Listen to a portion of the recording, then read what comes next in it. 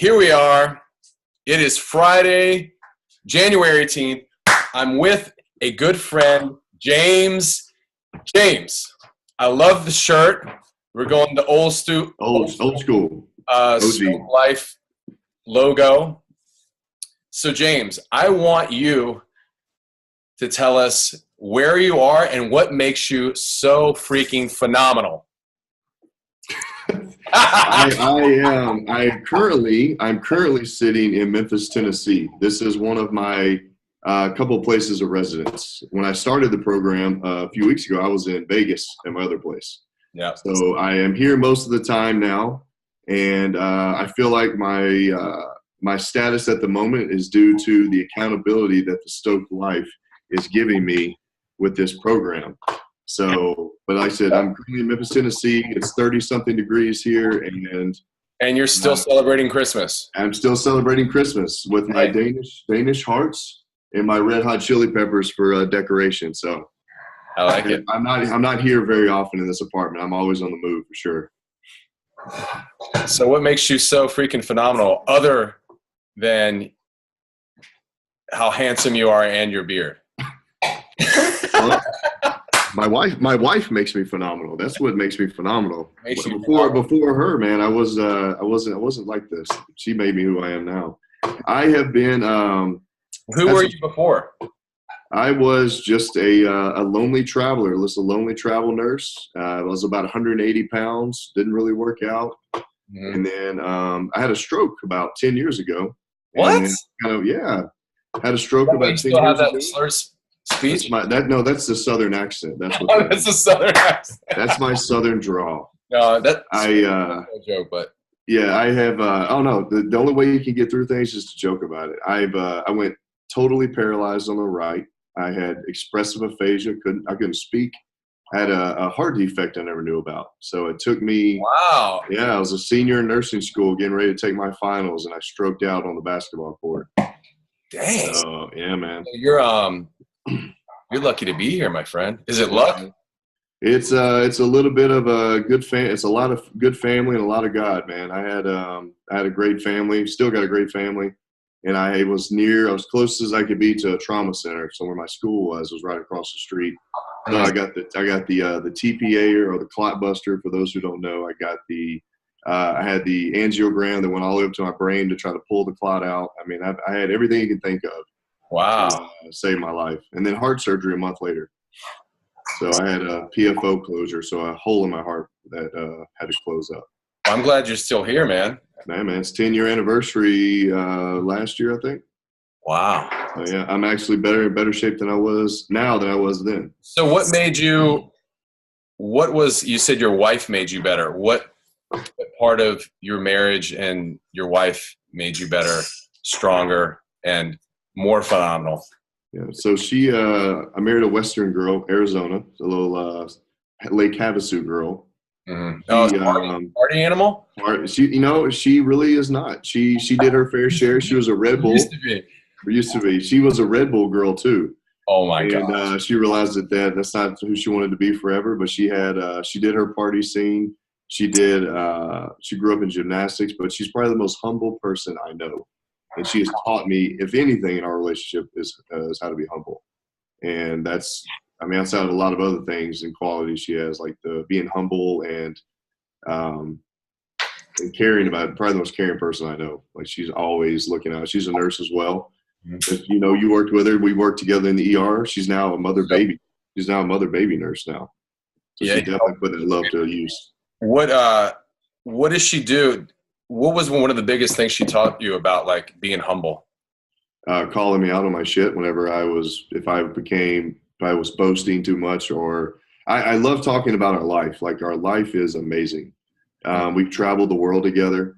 Mm-hmm. But if I ever hit that point of where I was talking a little bit too much, we came up with an agreement that to not embarrass me, she would kick me under the table. Oh. Just a tap to where it's like, all right, James, just back it off a little bit. Mm-hmm. And then after a while, like I say, because I'm proud of her. I'm proud of her. I'm proud of who we are. I'm proud of what we do.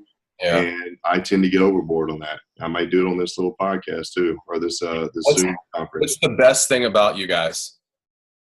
We both love to travel. We both love neither one. We don't have any kids, and right now we love traveling. We just got out a tour in Europe. I work for CrossFit part time, so I was supposed to be in Berlin. So we decided, like, you know what? We were in Hawaii at the time, so we left Hawaii, finished our travel assignment, and went straight over to Europe. Traveled all through Europe. So we seeing the world together is what we love to do, and that's how we both, really become copacetic. So what do you do when you're not together? When you have an assignment in Vegas or whatever, or you're in different cities? Well, that's only been a couple times. She traveled with me. We traveled together. There was a couple times that we were separated. I was actually working with you my last stint, and we were together. We lived in Vegas full time at that point, so I drive back and forth to home. But for the most part, we've been together for the past, since we got engaged back in 2012. We're pretty much traveling, and we did travel nursing in the ER together for 5 years or so until she swapped over. What got you into health and fitness and wellness and nutrition? I know some of our talks in the ER during those hours, we seem to always talk about nutrition and comparing what you were eating and what I was eating. What kind of got you into that? The stroke, mainly. After nearly dying, I realized that it wasn't my fault why I had the stroke, but I definitely didn't want to make it my fault again. I grew up in the South, so carbs and sugars was like my main college nutrition, like ding dongs, Twinkies, ramen noodles. How about Little Debbie's? I wasn't a Little Debbie person. I was definitely Pop-Tarts and ding dongs. I'm a chocolate-aholic. Okay, cool. So, but that was basically, I was always skinny fat. I didn't really work out. I did ROTC in college or in high school and stuff, but I never was into fitness. And then after having my stroke, I had a really good friend of mine that was trying to get back into shape too. So we started doing the old P90X, which was a great program, but that was kind of like our introduction. So we did P90X 1, 2, and then just kind of kept going from there. And then I started fighting with Krav Maga, and then they opened up a gym for CrossFit to help enhance their athletes. So I kind of got into some ass is what you're saying. I'm 6'4" and 225 pounds, so I could lay on you probably more than I could whoop ass, but I can hold my own if I can get on top of you. Did you catch me? No, probably not. No, with these bum knees, I think we can. Yeah. So now that we're talking about stroke and heart issue, let's jump right in. Besides your wife, give me something else that's phenomenal other than like you had a stroke and you made it through that. Give me another thing give me something that you love about yourself. I like what I do. I enjoy having the compassion for people. My mom's a nurse as well. So I was, it sounds cliche, but I enjoy what I do in the ER, like being able to stomach some of the things that most people couldn't stomach, and being able to know that when people leave, they feel better because of what I do. Yeah. And I'm a huge family guy. Family is extremely important to me, and my family is what makes me a lot of who I am too. I learned a lot from my parents, and like being in the ER, you see how certain people come in and the lack of parenting people have, or the lack of anything, just the entitlement. And it's just, my parents taught me so much about being like family oriented, loving everyone, taking care of people, and earning what you want. So yes. I love the fact that I know how to work for what I want. So you're a Republican. I'm, We're not going politics. No, please don't. All right, let's not. I'm neither. So yeah, that's about how I am. We can agree on that. I'm neither Republican or Democrat. I can't even. Yeah, let's not even. Let's talk about the stroke and this big upheaval recently about cholesterol and the good and bad cholesterol. We have a couple guys in the group now who have extremely high cholesterol. And when I was on the call with them, I told them, I'm like, first of all, I need you to take a deep breath. Do not start on any statins that your doctor wants you to. They're bad. Very Yeah, bad. dementia and Alzheimer's bad. That's some of the studies are showing now. Yeah, and how important and crucial having these cholesterols are from your viewpoint. We'll talk on your viewpoint, and then we'll kind of hash it up. Sure. It's basically all a scam. If you look back, it's a scam. You look back on the documentaries like you watch, they literally found documented paperwork of the Sugar Corporation paying off doctors in the 50s to talk about how sugar was not the culprit. It was fat. Yeah. It was lighter fats where your cholesterol comes from. And that you should decrease your fats and increase your carbs, and the sugars are fine. Yeah. And then look at it, our diabetes rate has soared. Yeah. Like what else soared? Quadruple fold. I mean, it's so, and like now, like if you don't have the necessary cholesterol, or if you're taking statin drugs and your liver is not able to produce that cholesterol, they're showing all these signs of dementia, cognitive decline, early set on Alzheimer's. All your nerve endings in your body, all those are covered in a fat, like a fatty sheath, that you need, that are cholesterol. So let's go back to the part you said about when they,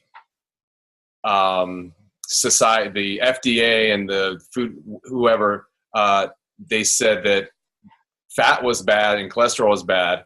What, besides diabetes, what else went to shit? Oh, heart disease, kidney disease. What else? So mental decline, heart disease, kidney disease, diabetes, obesity rates, the waistlines, testosterone. There we go. That's what I'm getting at. Yeah. Obesity, depression, testosterone. If we're going to talk about just erectile dysfunction. Yeah.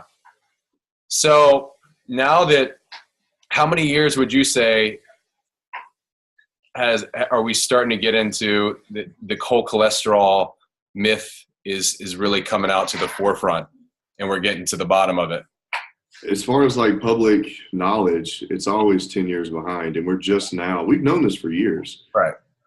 But now that we're kind of catching up, it's now just becoming more mainstream the past 2 or 3 years, as far as people know about it. Right. So what would you say for someone like, there's a couple guys in the group, and I told this guy, do not start on this statin. And when they say, I need to get my cholesterol down, and I tell them, what you really need to do is add healthy fats. What's your view take on that? I agree. It's tell me why. I agree, because your body can't function without healthy fats. Like you need that for brain cognition. Like I said, your body is going to make cholesterol. Yep.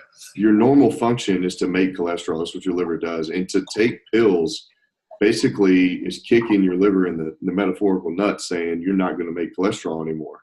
Yeah. You need it. Like I said, like all the hype about egg whites, don't eat the yolks. Now I do agree that you need to have quality fats. Like your avocado oils, your coconut oils, your MCT oils, your nuts, your seeds, and then if you do use those oils, which ones can you use that don't oxidize whenever you heat them up? Like so let's talk about coconut oil, just plain form. I used to have loads of MCT, used to put it in my coffee, mix it up in my man drinks. Now we have these massive, Laura, we have just straight up organic virgin coconut oil, and we are eating, Laura, this has helped her with her GI issues. Mm-hmm. She takes 2 teaspoons in the morning and at night, tablespoons. Eating it like a champ.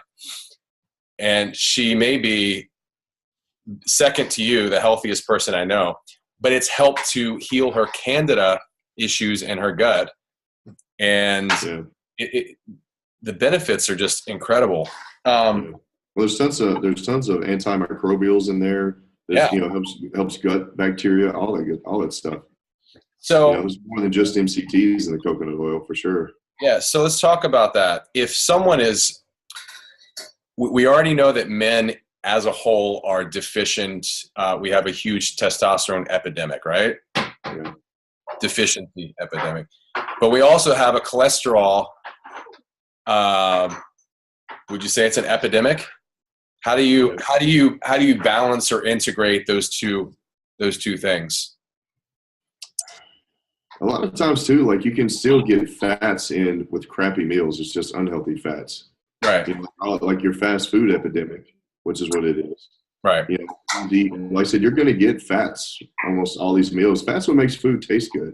Yep. And if you have fats, good or bad, you can affect your cholesterol. But now you got to look into the oxidizing fats. What is it doing to your LDLs? And I'm not talking about mainly because it's bad cholesterol, because technically HDLs and LDLs are only transport mechanisms for cholesterol. And what LDL does, it helps to patch like those micro tears that all those oxidative particles in your bloodstream. So the LDLs are really just patching up things you're doing to your body, with all this other unhealthy things you're doing.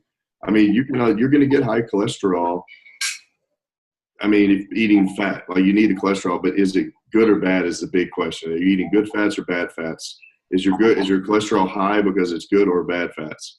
Yeah. You know, but that's kind of my take on it. I mean, it's all usually the fact that we're all about fast food, need it fast, need it quick because of our busy lives. And I can understand that because I'm working 4 jobs right now.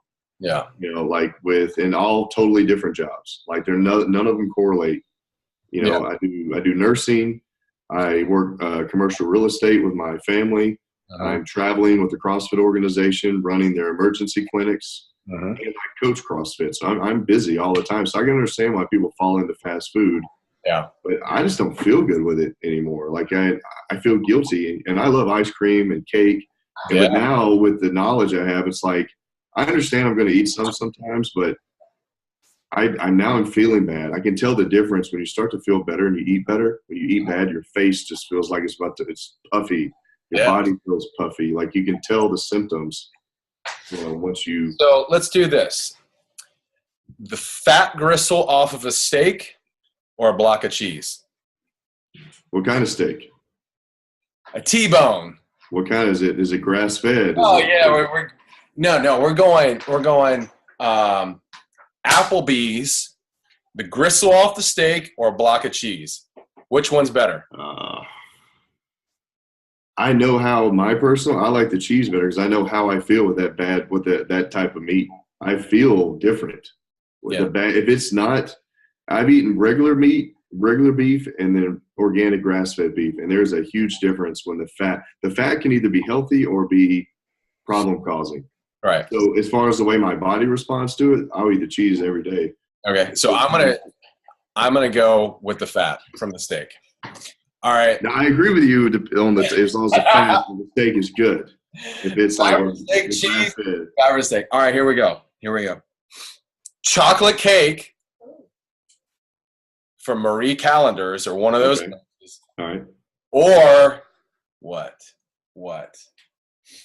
A block of chease. Are we going for taste or like health wise? Yeah, health wise. If you had a choice, if you're at a wedding and you're like, man, which one of these is going to screw me? I want to pick the one that's better, but I'm not going to pick both. Which one would you pick? Well, I gotta go with the cheese, man. If I got to pick what's better, cheese or cake? It's got to be cheese. Are we talking about like Kraft singles, like fake cheese? I don't know. I'm going to big blocks of it. Do you see it on the little board and you just take a slice and have it with a cracker? Well, if that's not better than chocolate cake, I'm thinking about things way too wrong. Now let's get a little bit healthier. All right. Avocado. Okay. Oh, here we go. Avocado oil or coconut oil? Coconut oil. I think coconut oil because it can do a lot more with it. I think so. Yeah. Both good, but I'll definitely go with coconut. I didn't know I was going to go there either. I don't think that's a good one. If you can't have both, I'll do coconut oil. It can be used for like healthy desserts as well as like healthy cooking, like your meals and stuff. So I go with coconut oil. All right. So what do we say with the guy who has high cholesterol but low testosterone? Well, you definitely need to figure out. I mean, the first step is what are you eating? Yeah. Would you tell them to stop eating healthy fats? No. Okay, good.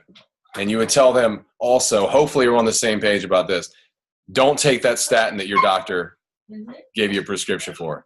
Nope, do not take it. I will never, ever take that medication.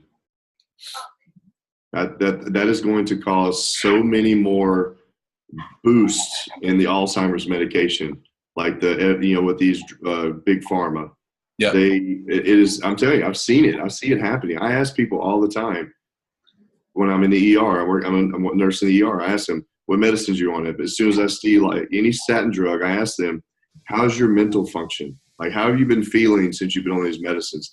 Have you noticed any type of brain farts? Any type of, I can't quite put the words that I'm thinking of into my lips. And they're like, yeah, now that you mention it, I do have more brain farts than normal. I was like, you need to talk to your doctor about your statin drugs.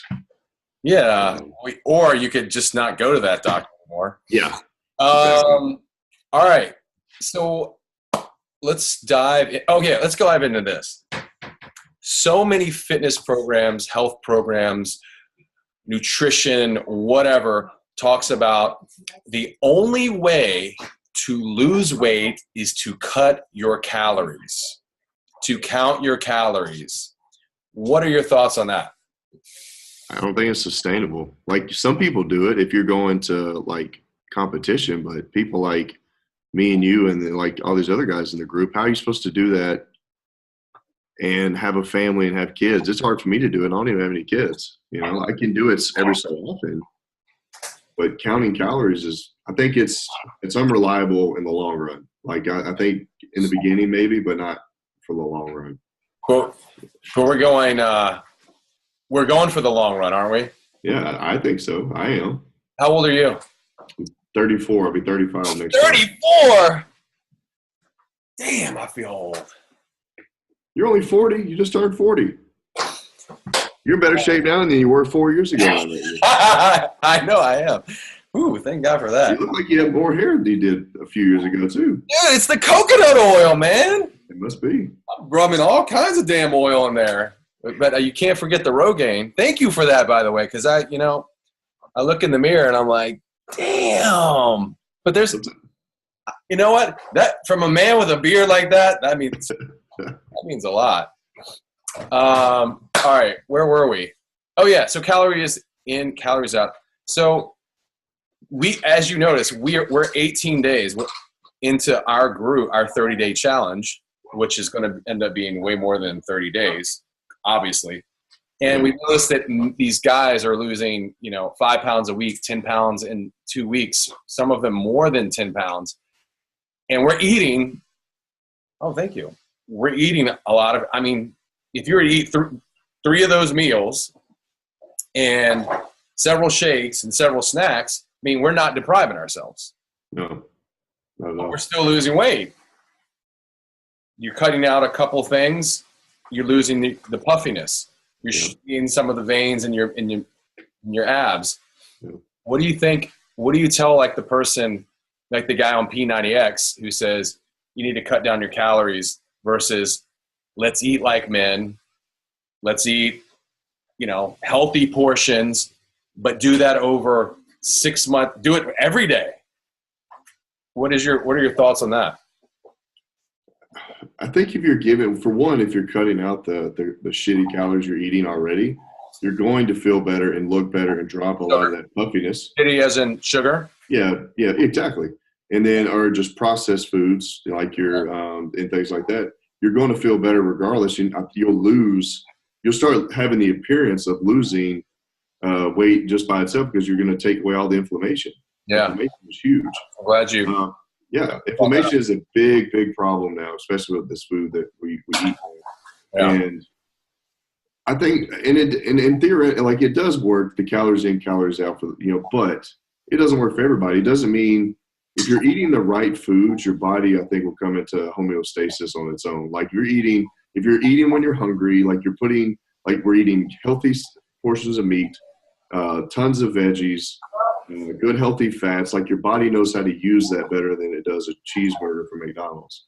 And it just works better. Like I said, I'm actually having trouble eating as much as you're wanting us to eat, and I'm 200. You know, I can't get 2 shakes in me a day. It's hard. Like I'm eating like the breakfast, the bulletproof coffee. That's what I call it for those who don't know. You know, the bulletproof coffee, the breakfast, the man drinks, the tonic. I feel like I've seen a good change in just for the tonic. Yeah. You know, the apple cider vinegar, jump-starting the metabolism. Yeah. I also like incorporating fasting. I haven't done it as much in this process because I kind of started over with your program, but I enjoy anything that can decrease the inflammation in my body is big time. Yeah, we're gonna do that. We're gonna do that. I have no doubt. I know it's coming. That's why I've kind of paused and pause. It's coming when those guys say, "Man, I can't get past this plateau." I'm gonna be like, "Okay, it's time." Yeah, I do it with people in my gym all the time. All the people in my CrossFit gym, and they ask like, "What's one thing I can just kind of start today?" Start fasting, intermittent. And my head coach, the owner, started doing it. He had to start eating more because he was losing too much. Like he was like, I'm losing all this extra weight. I'm having to add calories into my little window. He's like, it's working so well that it's working too fast. Yeah. So it's the fun part about being an individual is everybody has their own certain prescription. Like you kind of like with your program, you kind of give the overall prescription of where to start. And then as you get in and you learn more about what your body's doing with certain meals, certain foods, you learn how to kind of critique and tweak things. Yeah, I agree. I do. I mean, I rotate back and forth. Yeah. As much as I possibly can. And then some days when I'm doing the overnights, I'll find myself doing a long fast. And it'll be great. Like it'll be just what my body needs to kind of go, okay, curveball. And then energy levels skyrocket. Then I'm like, okay, let's start eating. Let's start adding the calories on. And it does a lot of different things to my workouts too. I don't know if it does that for you. Oh yeah. Fasting workouts. Absolutely. Yeah. So that's good. So let me ask you this. How does fitness and your health personally affect your relationship with your wife and your family? Once again, my wife knows how to keep me humble for sure. So she knows if anybody sees my weaknesses, it's her. So if like I'm sneaking out of bed at night because I'm craving something, like she'll know, or if something's missing, like she knows if I'm snacking at night. Like, so me doing this, and also too, my wife doesn't like to be told what to do. She's very like, I will learn when I'm ready. No, I don't tell her what to do. I mainly suggest, like when we talk about suggestions on diet and workouts, it's like I can suggest what I do, and if she likes it, she'll incorporate it. Yeah. But when it comes to dieting, we both have started just by me incorporating like the healthy fats and things like that, and intermittent fasting. She hasn't done anything. She started a new job and she's been working nights, so her workouts have been minimal. And she's still lost weight, still has an incredible body. Like looks like she did. No different to me. She looks better than she did when we first met. And all she's done is intermittent fasting. Mm-hmm. You know, so it's helped us because we both realize like we don't have to worry about when we go out to eat, because, you know, we travel so much. If we go out to eat, we both kind of think, what's the best thing we can eat here? Yeah, that will benefit us both. So we're on the same page as far as wanting to stay as healthy as possible, because nobody wants to get fat. You know, nobody wants to sit down and be that, you know, the dad bod, as they call it, or the when you get married, you gain a bunch of weight when you get married. Yeah. We both talked about it. We're like, we're the last people we're going to see naked. We want to make sure that stays at a prime. Same, you know? man. I don't get that mentality. Yeah. And like I said, it happens. It's not that anybody. We just decided, like, you know what, we want to be the best that we can for each other. And if some reason one of us starts to fall or starts to slip, then, which is usually mostly me, but she'll say, hey, look, let's what's this little empty little jar over here of like M&Ms or whatever it is, if I have any kind of like secret cravings. And then she'll kind of pull me back. She's like, what's this? And anytime. So I've kind of had a couple cheats on this this process we've been doing with the Stoked Life. And she was like, is this on your nutrition plan? Is this on your nutrition plan? Like, I kind of tugged my head, like, no. So you have your wife holding you accountable. You also have a group of men. Tell me how that's that's affected you, how that's positively affected. That's been the biggest thing that's helped me in this whole program is like a lot of the stuff you've incorporated. It's been nice to hear because the stuff is kind of reinforcing what I know. Yeah. And a couple of things I didn't know, and especially the man drink, that's like pulling teeth to figure out the ingredients on that for a long time now. Now I feel like I'm really in the club, but having the accountability with these guys is like they're posting their food, they're being vulnerable, putting their weekly chapels up or doing their videos and having to talk about, things. I'm like, I feel bad. If I cheat, I feel bad. It's like I had a birthday party the other day and they had cake and I had a piece. I'm like, well, crap, now I feel bad about eating this, It's like, so just the accountability alone of having this group of people that I've never met before until 18 days ago has been a huge change. That's been a huge thing because now it's not just me that I'm relying on. Other people are relying on like me to try to stay diligent, and I'm relying on them to stay diligent. And it makes it. I've said no. That was my biggest thing I wanted to take away is I say no more than I say yes to things I know I shouldn't have. Yeah. It's writing the journal has made a big deal. Like I'm looking back, I put a star whenever I cheat, and I'm like, man, like I've said no a lot, and I still feel like I have a long way to go. Yeah. So let me ask you this. Where do you want to go? I want to get to where I can sit down and if somebody offers me, like, just for example, cake and cookies, or there's a party. We work in the ER. People always bring shit there. Terrible. They always bring stuff. Yeah. And then I see a cookie and it might as well be cocaine on the table for me. It is. I'm like, and that's not exactly irrelevant because they did CAT scans and MRIs on people's brains showing sugar intake versus cocaine intake, and there wasn't a big difference.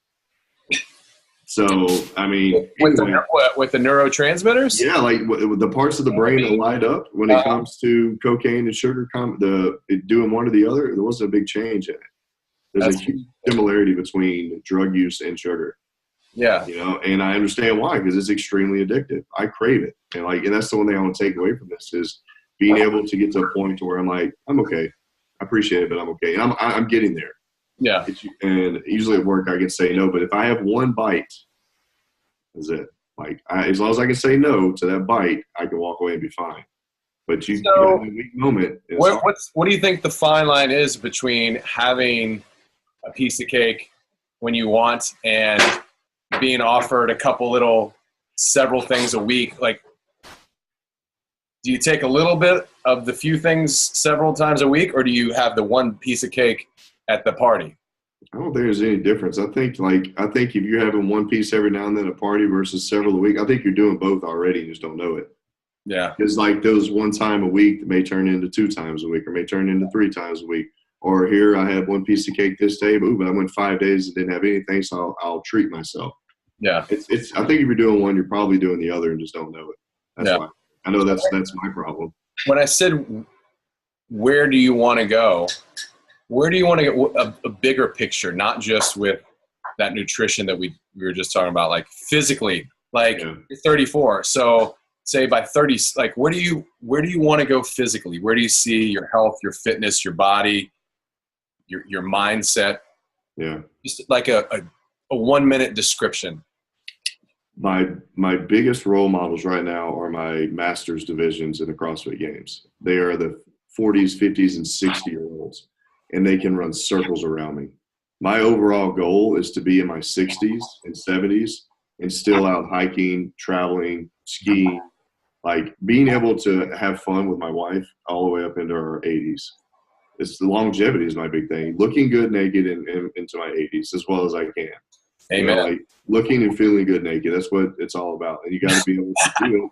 And you can't do that eating shit all the time. And that's part of my friends, but this is it. You can't do it. Every now and then maybe a little bit, but it's even then. It's with me. It's that one bite's all it takes for me. And it's like I want all of it. So I want to be able to make healthier decisions and make healthier snacks, healthier things I can eat to satisfy the cravings. And that's what, and YouTube's awesome for that. So trying to getting out of that Southern mentality of carbs and sweets and because all the soul food, that's what it is. It's all, I know. And I mean, soul food is soul food. It's good for the soul for about 5 minutes. Yeah, or less. Or less. Yeah. So As you know, one of my big, what would you say? My big things, my big theories. Yes, it's a theory. I think it's more than a theory. Is that getting fit and staying healthy is far more than just a diet and nutrition. And we've seen it with the struggles just in this group, just this week. yeah, Everyone's starting off strong, posting their stuff, and then you have, you got to put your dog down, and someone's losing a job, someone's sister passed away, marital problems, life really starts to intervene. And this is not even, we're 2 weeks into this. Yeah. What would you say same thing with you. No one's life is perfect, and we all have our struggles. What are 2 ways that you deal with the stuff that life deals, the curveballs and the stress and the staying awake at late? And tell me 2 ways that you how you deal with things. One is that the gym has always been my little sanctuary to get away and almost meditate. Mm-hmm. I feel like burning, getting in the gym and exhausting myself, and then I'm able to think a lot clearer after I've done some form of exercise, or sauna therapy. Another one is prayer. I'm like you got the big man upstairs. Like, to me, the hardest part for me is I don't understand how people don't have that sense of like a higher power. In my case, is Jesus, but just not having anything to rely on. If you're by yourself, straying on the side of the road, like, who do you talk to? That's my biggest thing. Like I said, but being in the gym, and then my family is a big thing. My family and I are extremely close. Mm-hmm. My wife included in that part of the family, but we've always been close. So having, the meditation is a big thing too, just sitting down and being quiet. Like, sometimes you can think better if you don't think about it at all. Like, just take a step back, which in my case would be the gym or the sauna or something like that. And then revisiting that after you've had a chance to calm the nerves, calm the heart rate down, because a big thing that I am is that when I get pissed off is I like to stress eat. And I've figured that out over the past few years, is that when I'm mad, like right now, I should be talking to you from Miami, and I'm not in Miami. Oh, yeah. Yeah, I'm supposed to be in Miami. So on my way to the airport, my car broke down. Uh-huh. And the insurance I bought on my flight. So it was a big cluster mess of things. Like, my truck broke down. The insurance I bought on my ticket, like a good boy, like I bought insurance, doesn't cover me breaking down. The ticket I bought is not able to be changed because it was a basic ticket, whatever that is. And then my credit card company that has traveler's insurance doesn't pay for me being broke on the side of the road. I had to tow my truck. 200 miles back to the other direction. There were no flights under $1,000 to get back to Miami. So all these things happened, and by the time it was over, it was 1:30 in the morning. I had been up since 5 the morning before. I was so pissed off. Right. Like that. And like I said, that's only a small stress compared to what some people go through. But yeah, you gotta have those times. And at that point in time, the stress relief on that one was calling my wife. She was super empathetic and was offered to come pick me up whatever I needed, and so that helped out a lot, having a good spouse. Yeah. So, that's good. Yeah. I like that. How do you've done a little bit of journaling since we started. How do you think that's benefited you? It's been good as far as the accountability of seeing where I'm lacking. Like seeing it on paper, my biggest parts are toward the end of the day. The last part of the day is where I have most of my struggles, like nighttime cravings. So being able to see that and to see if I'm getting kind of a checklist too. Once you write everything down, it's a checklist. Did I get the morning tonic in? Did I get my, the man drink in? Did I get my meals in? Mm-hmm. Were the meals sufficient enough? Do I feel good? Mm-hmm. And then so tomorrow I'll be able to do the weekly tempo write down. How did it feel during the week? The first week I really struggled with energy levels because I realized how much I was taking in as far as carbohydrates go. Mm. And I wasn't feeling like the energy output like I normally would. And that's actually starting to get a lot better. Like I did the workout with my brother-in-law today.